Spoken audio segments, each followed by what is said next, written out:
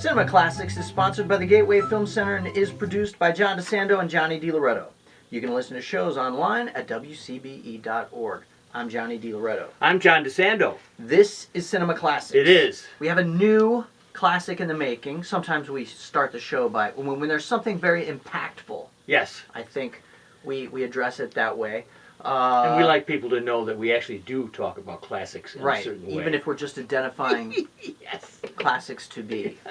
How did you feel about Leos Carax's Annette? And that I liked very much. I'm not sure the general population would like it as well as I liked it. To me, it seems like a directorial gauntlet thrown down to the audience, right? Yeah. You have two beautiful leads, Adam Driver and Marion Cotillard. You have this sort of beautiful cinematography, really lush, kind of bright, colorful, right? And then in a musical, it seems like, wow, this is going to be really great, right? And the Sparks Brothers. Oh, and the Sparks Brothers, yeah. Makes it loonier than ever. All the music by the Sparks Brothers.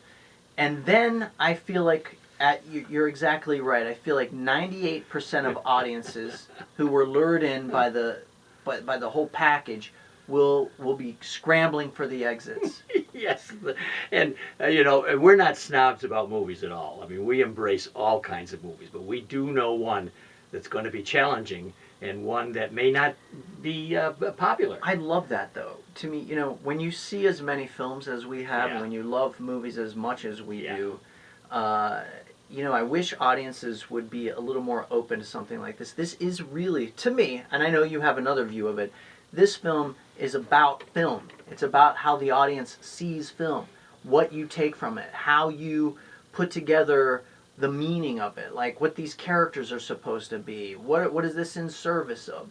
It's a huge, giant, fun, cinema-loving challenge for the audience, and you may be right. Most people might not be up to it. No, right, and tell me, just in a brief statement, what makes it cinematic?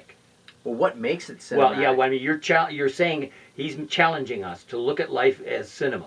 Well, so the compositions are extraordinary. The colors, the lighting, the way one image, just the way he shoots Adam Driver in a motorcycle helmet. Nice. You know what I mean? The way Adam Driver rolls up to Marion Cotillard's opera, a post-opera performance. Yeah. There's the way he performs as a comedian. Yeah, that too. There's just such beautiful movement in it. This guy, this director, this French director, Carax, you can feel his hands on every shot, right? Yes. And that's what we mean by cinema. When you feel that, you can feel all the decisions and passion that are going into every second of the film. Getting the earmarks of an auteur. Oh, this guy's an auteur for sure, and a French one to boot. So it's coming at you, fists flying, artistic fists flying. Well, as in any good movie and any classic movie, there are many parts here. The part that I like is the discussion of marriage, and one of the reasons I do is that Adam Driver recently was in an Oscar baiting movie called Marriage Story. Yeah, right. In which the same thing happens, and I go way back to Kramer versus Kramer when I think about this, how careers can destroy marriages. And while they're responsible personally, it's not necessarily their careers, we do see the catalyst for the separation coming from the fact she's an acclaimed opera singer, he is an acclaimed comedian, he is on descent, she is rising. And then when you go back, he was in Marriage Story with Scarlett Johansson. He was an acclaimed director on Broadway. She got a TV job on the coast. Nothing metaphorically could have been better than to see the separation that's going to bring. So it seems like marriage for Carax is the perfect dramatic framework for a movie, because marriage is conflict.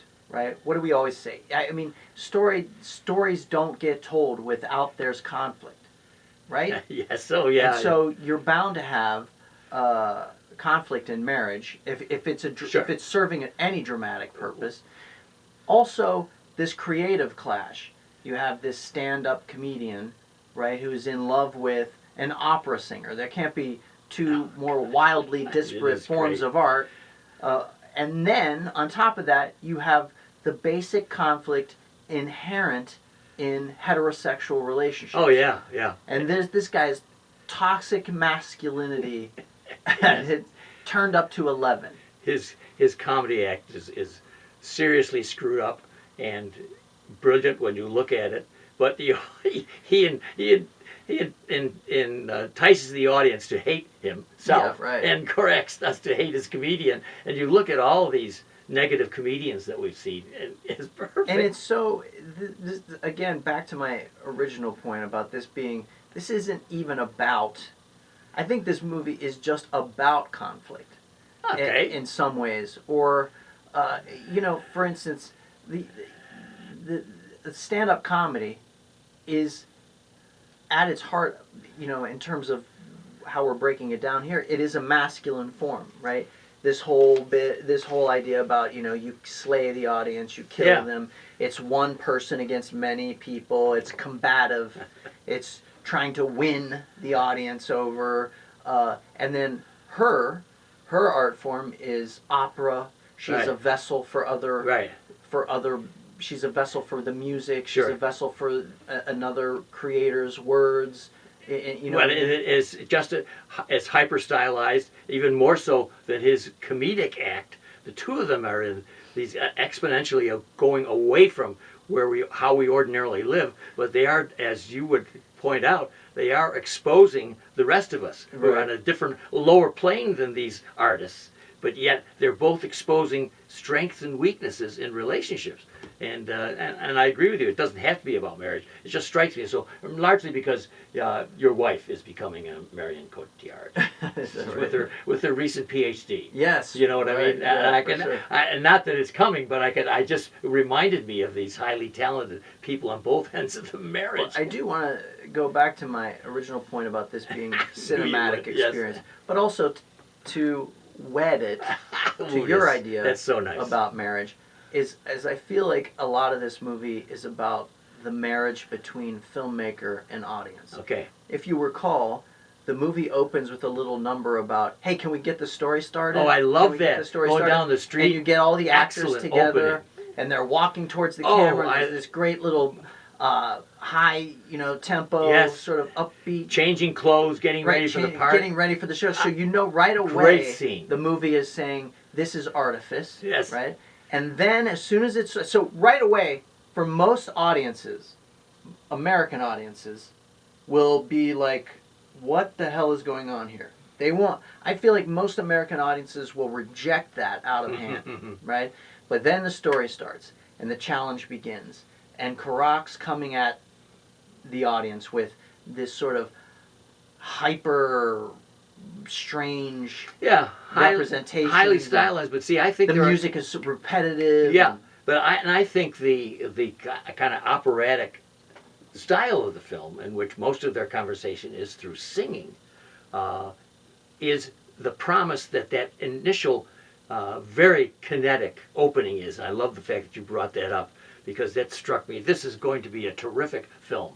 This is going to be a contemporary musical full of excitement and happiness and so on. It's not. It's a downer. It keeps going down further and further into hell. And it is through the music that the emotions are relayed. And it's not, between the two of them, it's not always clear what's going wrong, except that his ego, and he is the centerpiece.